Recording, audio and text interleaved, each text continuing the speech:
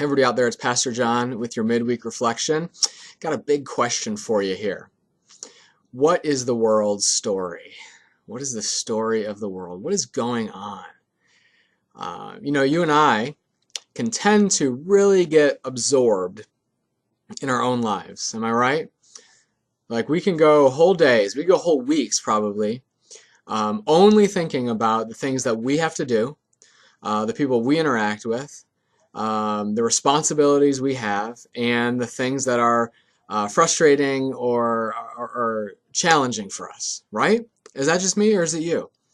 We can really get absorbed in our own stories, our own lives, the events that we are directly responsible and participating in. But it's important for us as human beings, not just as Christians, but as human beings, to think about the bigger story. What is the story of the world? What's happening? We have this tiny part in this truly great story. Whether you're a Christian or not, we have to acknowledge that, right? That there is a huge story going on. Maybe you think it's random, and there is no real plot line. It's just kind of things happening. Or maybe you think God is the author of this story, and there's coherence to it, there's direction to it. But it's important for us, and I want to encourage you this week to think about the bigger story of this world. What is going on? As we think about that, we're going to be looking at Romans 8, just really a few verses from Romans 8, and seeing, I hope, how the story of Jesus captures the story of the world. We've talked about this before, but it's so important. It's kind of really what it means to have a Christian identity, and our identity that's rooted in Christ is to see our story as a part of Jesus' story, and beyond that, to see the world's story as being reflected in the story of Jesus.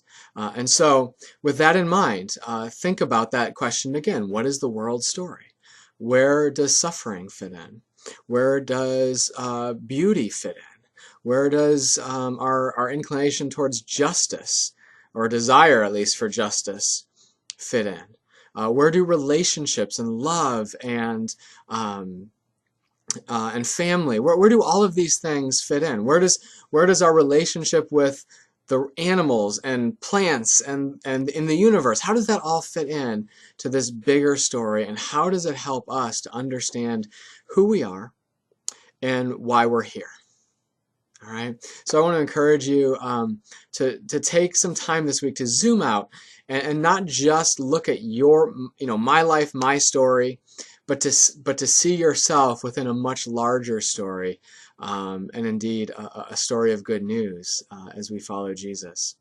One of the parts of our story that we're telling over this next couple weeks is the story of 100 years as Point Place United Church of Christ. 100. Is that backwards? 100. I don't know. Hopefully one of those worked.